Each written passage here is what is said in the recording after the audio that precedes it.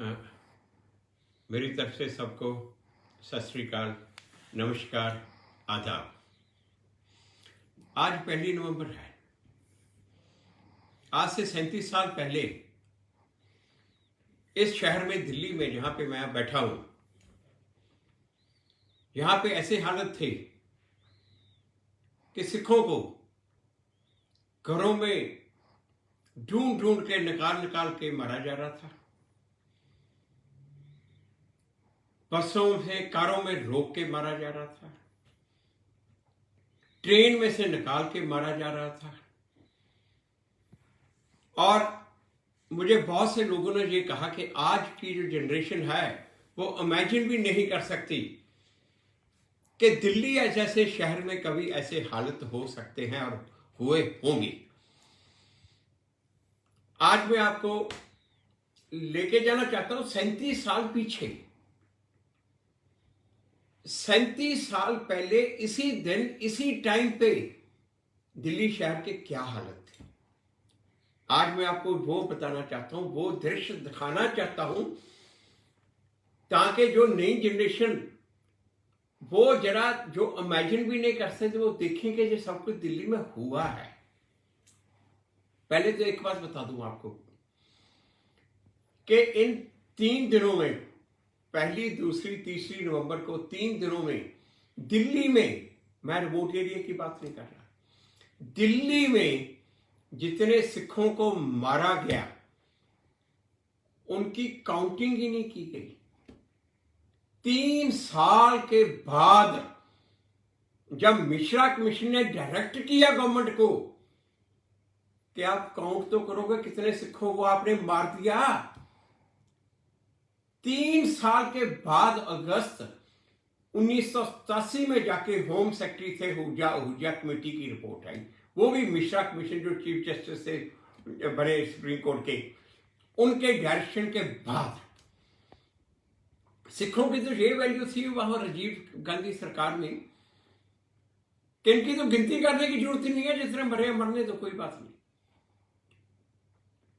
ये हालत बल्कि ऐसे थे। आजकल की जो कांग्रेस, अपने आप को सेकुलर कहने वाली कांग्रेस, ये अंदर से कितनी सेकुलर है और थी, और ये आपको साफ यहां से जाहिर हो जाएगा।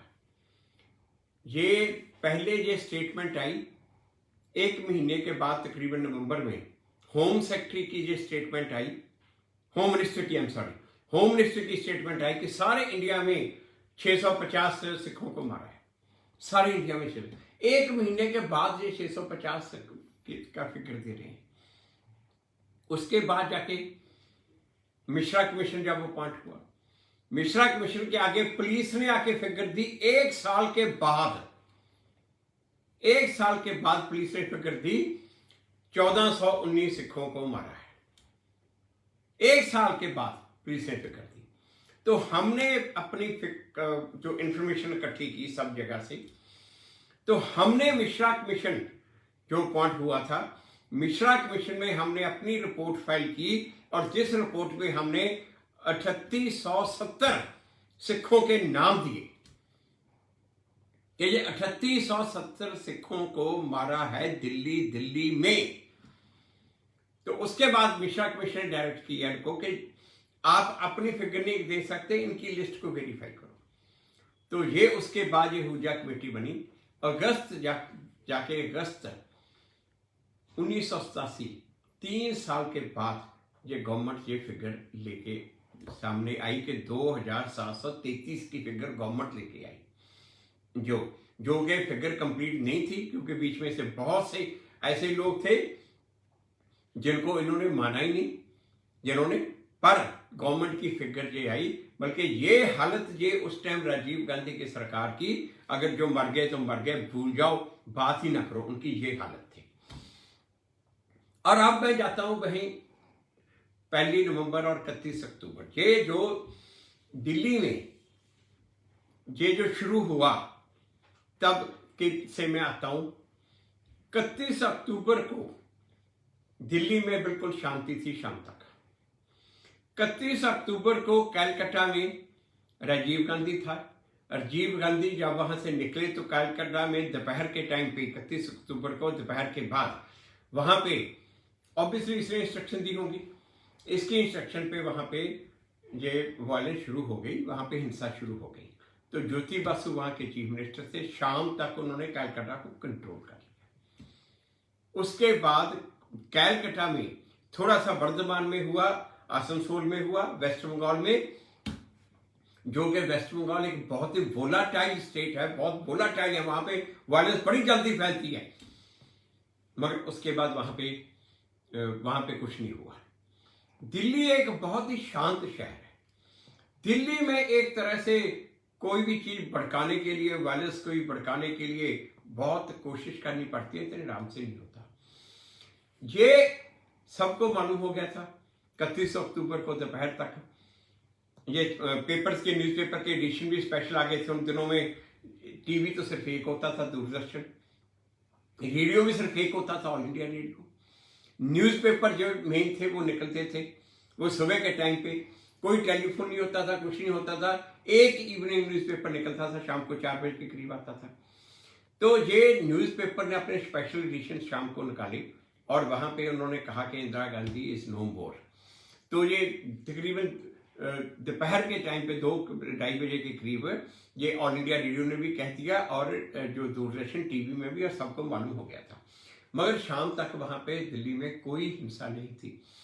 जो सिख थे वो घूम रहे थे, सड़कों पे घूम रहे थे, और दिल्ली में ज्यादातर सिख कांग्रेस के सपोर्टर थे, और ज्यादातर सिखों के एरिया में बहुत ज्यादा एक तरह से मायूसी थी ये कि ये जो इंदिरा गांधी की डेथ हो गई है कई एरियो में। तो ये यहाँ पे शाम को प्रेसिडेंट ऑफ इंडिया ज्ञानी जैल सिंह थे। शाम को 4:30 बजे प्रेसिडेंट ऑफ इंडिया, वो फॉरेन गए हुए थे, अफ्रीका में थे, वापस आए। तो जब वापस आए तो वापस आने के बाद उनका जो कैवलकेड था वो all India institute of medical science, जहां मिसेस गांधी की बॉडी पड़ी थी, वहां पे गया। जब वो तकरीबन 4:30-4:45 के करीब all India institute of medical sciences के पास पहुंचे तो वहां पे एक छोटा सा ग्रुप, 25-30 लोगों का ग्रुप, उन्होंने प्रेसिडेंट के जो कैवलकेड था, उसका काफिला था, उसके ऊपर अटैक किया। उसको अटैक करके प्रेसिडेंट की जो कार थी, प्रेसिडेंट की कार के शीशे तोड़ दिए।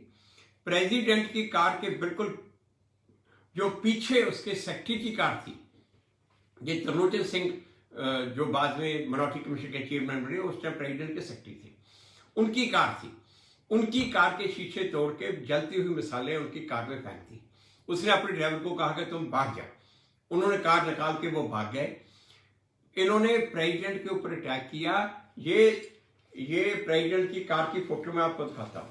ये देखिए, ये प्रेसिडेंट की कार है।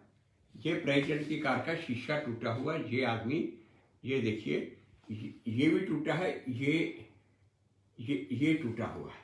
ये आदमी पास में खड़ के वो शीशे को निखार रहा है, ये टूटा हुआ है। ये फोटो, ये मेरी बुक थी व्हेन इट रीच्ड दिल्ली, जो 2007 में मैंने लिखी थी, ये जो नेशनल बेस्ट सेलर बुक बनी, उसमें ये फोटो ये दी हुई है, प्रेसिडेंट की कार के शीशे टूटे हुए।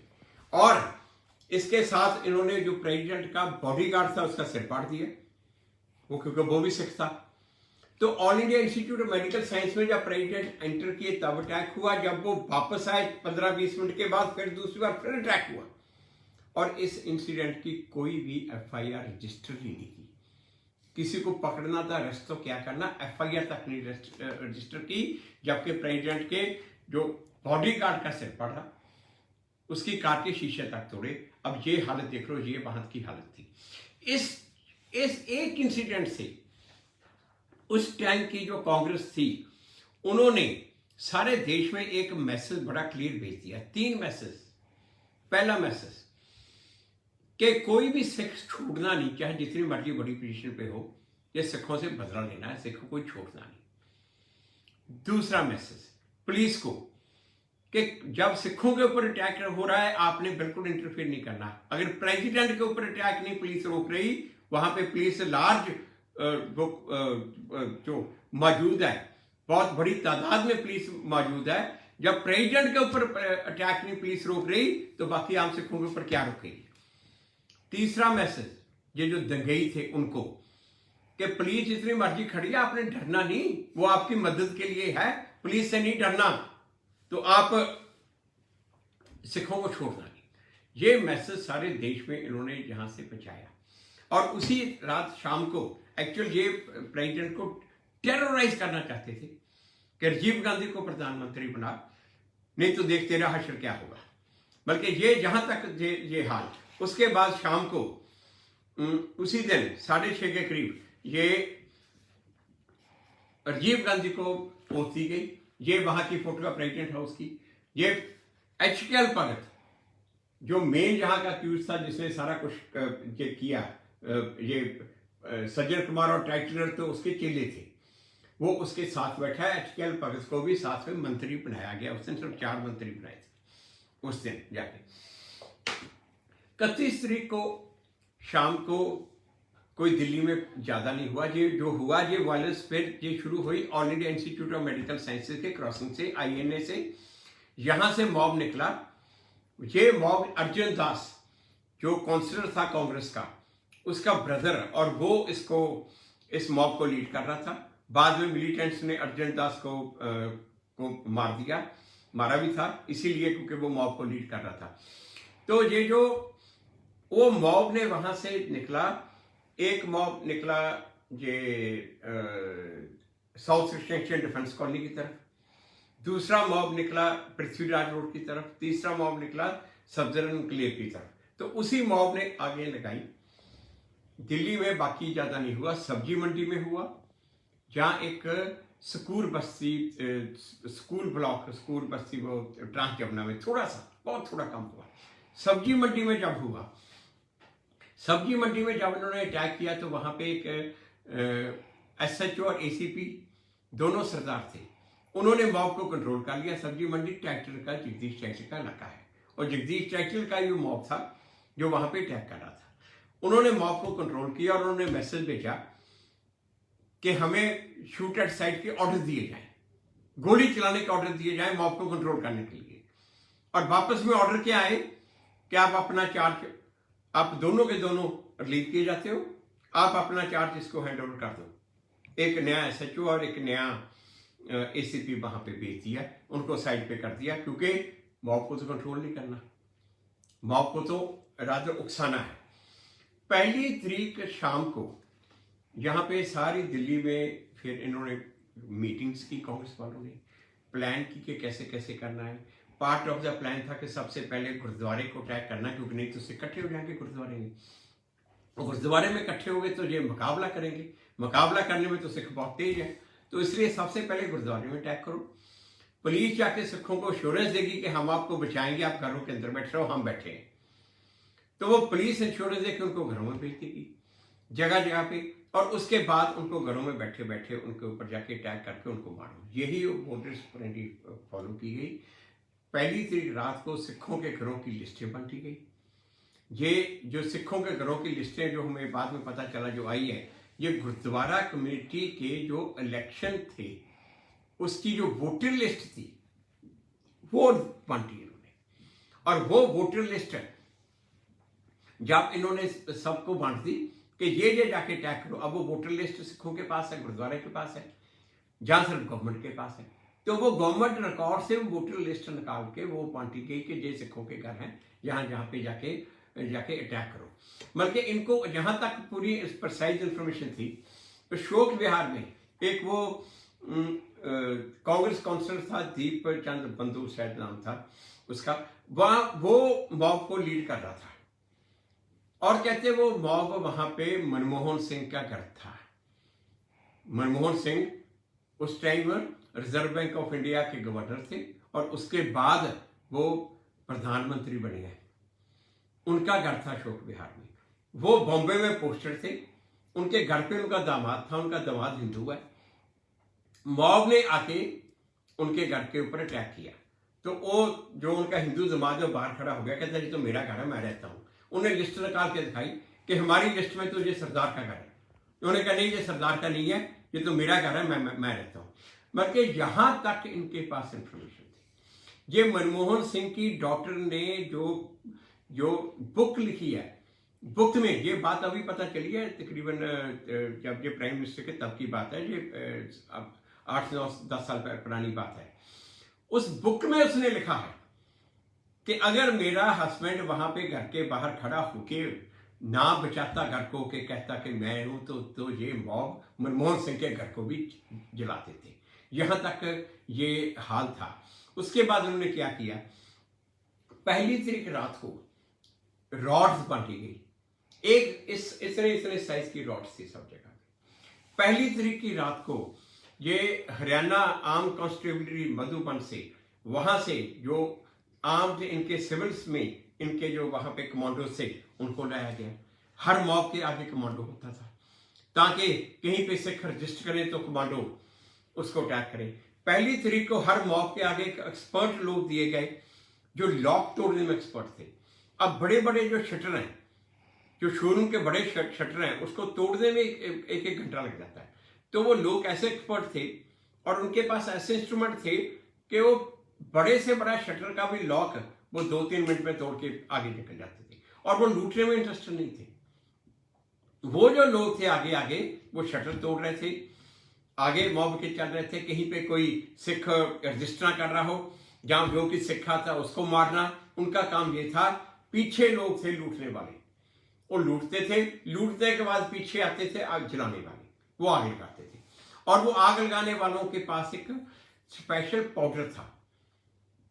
वो पाउडर को ऐसे फेंक दो ना, यहां पे इस टेबल पे फेंक दो, तो जब भी वो हवा में आता है ना, ऑक्सीजन से मिक्स होता है, तो उसको आग लग जाती है, ऐसे टेबल को आग लग जाएगी वो। और वो पाउडर सिर्फ एक्सपर्ट आदमी यूज कर सकता है। जो मेरे जैसा जिसको नहीं पता, वो तो अपने हाथ चला ले उसको यूज करने। वो लोग थे साथ में, वो एक्सपर्ट लोग जो वो पाउडर फेंकते थे, पाउडर फेंक के एकदम वहां पे आग लगाते थे। तो ये पूरे का पूरे ऑर्गेनाइज्ड गैंग 1 नवंबर सुबह सारी दिल्ली में शुरू हुए। पहले जाके गुरुद्वारों पे अटैक किया, गुरुद्वारों को जलाया, पुलिस उनके साथ थी। जहां पे सिख रजिस्ट करते थे वो जाके पुलिस उनको, सिखों को बोलती थी कि आप अंदर जाओ, हम हैं, हम बचा लेंगे, हम आप उनको घरों में भेज देती थी। तो बाद में मॉब ये अटैक करता था। अब मैं आपको बताता हूं त्रिलोकपुरी की स्टोरी। त्रिलोकपुरी एक ऐसा इलाका है जहां पे लुबाने सिख रहते थे। वो राजस्थान से आए हैं, वो पंजाबी जानते भी नहीं है, पंजाबी बोलते नहीं, पंजाब में उनके कोई लिंक भी नहीं थे बिल्कुल ही। और वो छोटे छोटे काम करते थे, जो मंजे बुनने का काम या रिक्शा चलाने का काम, छोटे छोटे काम करते थे। और वो सारे के सारे ही कांग्रेस के सपोर्टर थे। और जब HKL भगत को ही वोटें डालते थे, HKL भगत वहाँ का उस वक्त MP था उस एरिए का, वो जो। तो 1 तारीख सुबह इन्होंने वहाँ पे जो एक गुरुद्वारा था उसके ऊपर अटैक किया मॉब ने। तो ये 2 ब्लॉक थे, 30 ब्लॉक और 32 ब्लॉक। 30 और 32 ब्लॉक में ये रहते थे लुबानी सिख। इन्होंने जब अटैक किया तो अंदर से वो सिख इकट्ठे होके आ गए, गुरुद्वारे के सामने खड़े हो गए, बहुत बड़ा मॉब। वो सब सिखों के हाथ में तलवारें दिखी तो कोई पास नहीं जा रहा था। उधर से पुलिस आई, SHO और उसके साथ पूरी पुलिस फोर्स। इन्होंने सिखों को कहा कि तुम अपने घरों में जाओ। उन्होंने कहता कि हम नहीं जाते। इन्होंने कहा मॉब को हम भगाते हैं, मॉब को बोल दिया पीछे हो जाओ। सिखों को जब वो नहीं गए तो SHO ने उनकी तरफ बंदूकें सीधी कर ली कि हम गोली चला देंगे अगर आप नहीं गए। उनको घरों में भेज दिया, उनकी कृपानें ले ली, घरों में अंदर भेज के उनको। तो मॉब को पुलिस ने गाइड किया कि आप ऐसे अटैक करो, गुरुद्वारे की तरफ से ना अटैक करो। मॉब को चारों तरफ से मॉब से अटैक करा के उनको घर पे बैठे बैठे घर पे उनको ये मारा। और वहां पे 2 ब्लॉक में 400 सिखों को मारा है, 400 सिखों को 2 ब्लॉक में, सिर्फ 31 और 32 ब्लॉक में। और साथ में उसके साथ वाले एरिया का हाल देख लो। उसके साथ वाला एरिया था कल्याणपुरी। कल्याणपुरी में सिकलीगढ़ सिख है। जो सिकलीगढ़ है ना, वो सिख हैं, वो गुरु साहब के टाइम पे हथियार बनाते हैं और उनका ट्रेडिशन है फैमिली में घर में हथियार रखना। तो वहां पे जो उनका वहां का काउंसलर था डॉक्टर अशोक, उसने मॉब लेके आया और उसने अटैक किया। जब उसने मॉब ने अटैक किया, उन्होंने अपनी बंदूकें निकाली, और जब बंदूकें निकाली तो मॉब पास नहीं जा पाया। जब बिल्कुल पास नहीं गया तो उन्होंने आके पुलिस को बोला। वहां पे पुलिस बड़ी फोर्स में गई, जाके जितनी बंदूकें थी वहां पे 25 लाइसेंस्ड बंदूकें थी उनके पास, वो 25 की 25 लाइसेंस्ड बंदूकें उनके घरों में से जाके उनसे सीज करके ले। जब वो सीज करके पुलिस आ गई तो मॉब ने अटैक कर दिया। फिर जब सेकंड टाइम मॉब ने अटैक किया, उनके पास हथियार और भी थे, अनलाइसेंस्ड भी थे, तो उन्होंने वहां से गोली चला दी। अंदर से गोली चलाई तो मॉब में एक आदमी मर गया।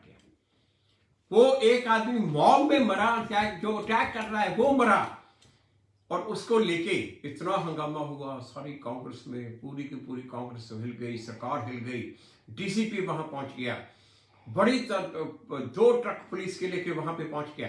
त्रिलोकपुरी में कत्लेआम हो रहा है, 400 सिख मार दिए, इनको कोई टाइम नहीं है, कोई नहीं पूछने वाला। यहां पे वो मॉब में से वो भी जिसने अटैक किया उस वजह से उनमें से एक मार गया, तो डीसीपी 2 ट्रक लेके वहां से पहुंच गया, और वहां पे जाकर करता क्या है, वो जो 25 सिख थे जो उनके मेन लोग थे, सारे के सारे उनको 25 को अरेस्ट करके मर्डर के चार्ज में उनको जेल में डाल दिया।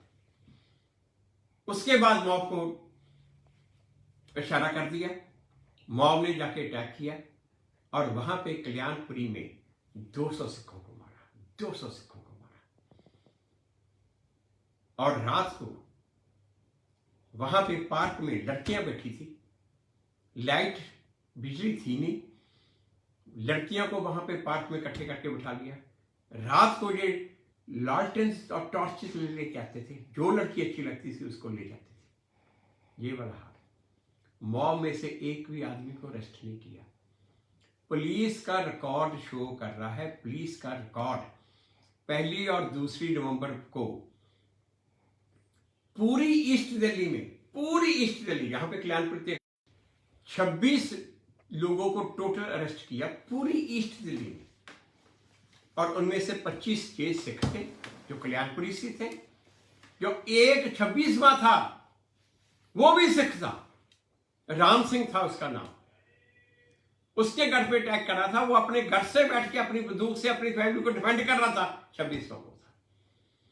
और पुलिस रिकॉर्ड के मुताबिक अब जो फाइनल फिगर आई है, फाइनल फिगर के मुताबिक 1200 से ज्यादा सिखों को 1 नवंबर और 2 नवंबर को इस एरिया में, ईस्ट डिस्ट्रिक्ट में मारा, और 26 के 26 लोग जिनको अरेस्ट किया सारे के सारे सिख थे, मर्डर चार्ज में उनको किया। और वो कितने दिन वो जेल रहे, और दंगइयों में से एक भी आदमी वहां पे जेल नहीं गया। ये हाल मैं 1 नवंबर की स्टोरी बता रहा हूं। उसके बाद आप 1 नवंबर को आ जाओ। एक बल्कि इन्होंने फिर, हमारे पास ये एविडेंस है, हमने ये एविडेंस ले किया है कि पुलिस कंट्रोल रूम में एक पुलिस इंस्पेक्टर बैठा था, उसने आके हमें एविडेंस बताया कि पुलिस कंट्रोल रूम में कोई फोन आता था जहां सिखों को मार रहे हैं, लॉन्च नहीं करना, रिकॉर्ड ही नहीं करना, कोई रिकॉर्ड नहीं करना, लॉग बुक में रिकॉर्ड नहीं करना। जहां पे मैसेज आता था जहां पे सिख अपने घर से बैठ के अपने आप को डिफेंड कर रहा है, उसी वक्त रिकॉर्ड करो, ऊपर भेजो, और बड़ी फोर्स में पुलिस वहां पे पहुंच जाती थी। सारी दिल्ली में यही हुआ। अब मैं स्टोरी आपको सुनाता हूं पटेल नगर, जो करोल बाग के साथ है, दिल्ली में, बिल्कुल दिल्ली के बीच में है। वहां पे एक ये ग्रुप कैप्टन मोहनवीर सिंह तलवार थे। ये आर्मी का रैंक है, ये कर्नल के इक्विवेलेंट होता है, सॉरी एयरफोर्स का रैंक है। ग्रुप कैप्टन एयरफोर्स के ऑफिसर थे, और ये आर्मी के कर्नल के इक्विवेलेंट होता है ये ग्रुप कैप्टन का जो रैंक है। तो वो मोहनवीर सिंह तलवार परमवीर चक्र विनर थे,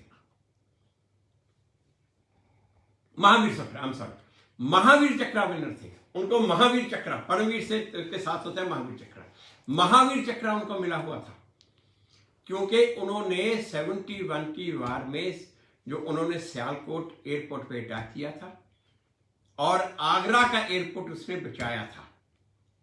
वो जो फौजी, वो जो फाइटर पायलट जिसने देश के लिए इतना किया कि उसको महावीर चक्र मिला, जब 1 नवंबर को ये कांग्रेस के गुंडों ने आके उसके घर के ऊपर अटैक किया, उसने पुलिस को लगातार फोन करता रहा, पुलिस आई नहीं, उसके ग्राउंड फ्लोर को आग लगा दी, वो फर्स्ट फ्लोर पे चले गए। तो अपने बच्चों को बचाने के लिए उसके लिए पास और कोई ऑप्शन नहीं थी, उसके पास लाइसेंस गन थी, उसने अपने गन से गोली चलानी शुरू कर दी ताकि कोई पास ना आए। तो यहाँ पे मैसेज चला गया ऊपर तक कि ये एक सिख गोली चला रहा है अपने घर से। तो वहां पे 2 ट्रक सीआरपीएफ के, 2 ट्रक पुलिस के, वहां का डीसीपी, एडिशनल कमिश्नर, और ये लॉग बुक, ये रिपोर्ट में आता है, गवर्नमेंट रिकॉर्ड में आता है, कमिश्नर को इन्होंने बुलाया था होम मिनिस्ट्री में। कमिश्नर होम मिनिस्ट्री में मीटिंग के लिए जा रहा था, तो रास्ते में कमिश्नर ने कहा है कि मुझे बीच में खबर मिली कि यहाँ पटेल नगर में एक सिख घर से गोली चला रहा है। तो वो होम मिनिस्ट्री की मीटिंग को छोड़ के होम मिनिस्टर को बोल के कि मैं पहले तुम्हारा काम वहां करके आता हूं, वो होम मिनिस्ट्री की मीटिंग को छोड़ के वहां पुलिस कमिश्नर खुद पहुंच गया। और वहां पे पहुंच के किया क्या, वो जो ग्रुप कैप्टन मोहनवीर सिंह तलवार को गिरफ्तार किया, मर्डर चार्जेस में उसको अंदर किया, और वो 1 महीना जेल में रहा। और जेल में इतना बुरा हाल कहते उसका किया, पूछो नहीं। और जब वो एसएचओ वहां का आया नानावती कमिश्नर के आगे, तो मैंने उसको कहा कि आपने मॉब, जब तो आप गए वहां पे मॉब था, कहता था। तो मैंने कहा मॉब में से किसको अरेस्ट किया, किसको अरेस्ट नहीं किया, मैं क्यों नहीं किया, कहता वी वर आउट नंबर्ड। अब ये देखो, अकेला वो ग्रुप कैप्टन तलवार, अकेला सिख, वो मॉब के लिए एनफ है। 2000 का मॉब था, मॉब के लिए एक ही एनफ है, मॉब पास नहीं लग रहा। पुलिस जाके उसको अरेस्ट करती है, उसको जेल में डालती है। 2 ट्रक सीआरपीएफ के, 2 ट्रक पुलिस के, वो मॉब के लिए वो कहते we were out number, we were not enough. एक भी आदमी मॉब को में से अरेस्ट नहीं किया, बल्कि राइट टू डिफेंस सिखों से इन्होंने छीन लिया था कि सिखों को कोई अपने आप को डिफेंड करने का भी राइट नहीं है।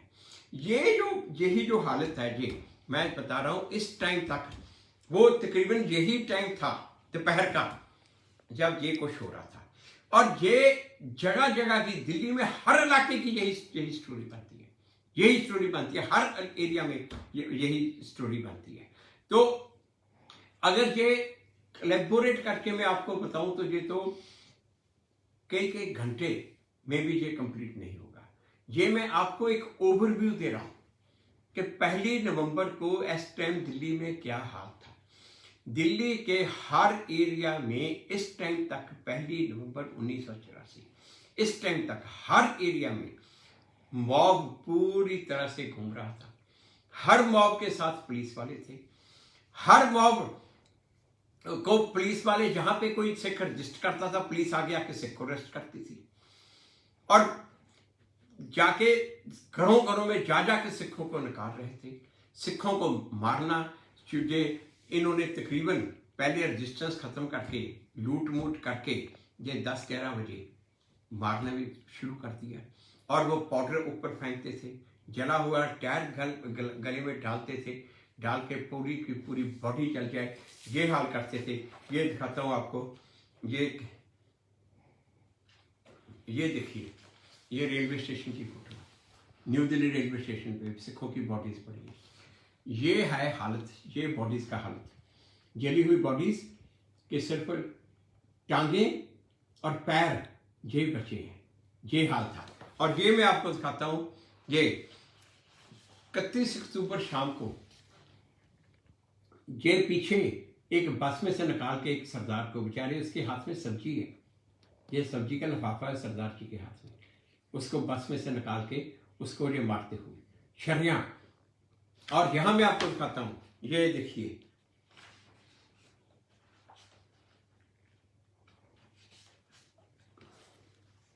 ये पुलिस खड़ी है, ये पुलिस खड़ी है, पुलिस की प्रेजेंस में ये मोटरसाइकिल और इनको चला रहे हैं। ये इतनी तादाद में ये पुलिस घूम रही है, इतनी तलाश में पुलिस जहां पे घूम रही है। ये INA की फोटो है, 31 अक्टूबर की फोटो है।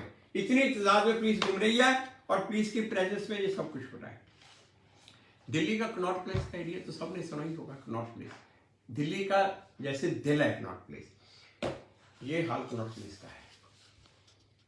मरीना होटल दिल्ली का बहुत मशहूर होटल है, पुराना होटल है। ये मरीना होटल के आग लगाई हुई, ये देखो, ये कनॉट प्लेस का एरिया है।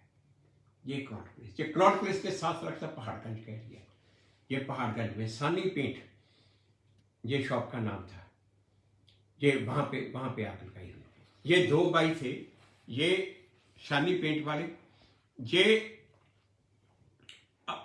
इनकी शॉप बंद थी। 1 नवंबर को सुबह इन्होंने कहा कि कैश पड़ा है, हम निकाल लें। वो कैश निकालने के लिए आए, उधर से मॉब ने अटैक कर दिया। और जब मॉब ने अटैक किया, उन्होंने शटर बंद कर लिया। उनका शटर इतना स्ट्रांग था कि शटर टूट नहीं रहा था। तो इन्होंने क्या किया, पुलिस वाले साथ, पुलिस वालों ने खुद उनको, ये पड़ी है एक रेडी, इस रेडी के ऊपर ना लुक के वहां पे ये जो रोड बन रही थी, वहां से ये कार्टरोड ये लेके टारकोल वो लेके उससे उसको आग लगा के और वहां पे पेंट के आग लगा के रेडी से अंदर फेंका, क्योंकि उनके पास रिवॉल्वर था। वो अपने रिवॉल्वर से अंदर से गोली चला रहे थे, वहां पास नहीं जा रहा था। तो ये वो जलते हुए वो ड्रम उनके फेंके ये और उन भाइयों को अंदर ही चला दिया वहां पे। ये हाल, ये इस टाइम तक दिल्ली में पूरी तरह से इन्होंने रजिस्टर्स खत्म कर दी थी, पूरी तरह से आग लगी थी। सिर्फ एक एरिया था दिल्ली में, यहां पे ये रजिस्टर्स खत्म नहीं कर पाए, वहां पे वो एरिया बच गया। वो था जो कांग्रेस का MLA तरविंदर सिंह मारवा, उसका एरिया। ये आश्रम का एरिया है। यहाँ आश्रम के पास ये बाला साहब गुरुद्वारे की तरफ, इस तरफ ये हरिनगर आता है छोटा सा।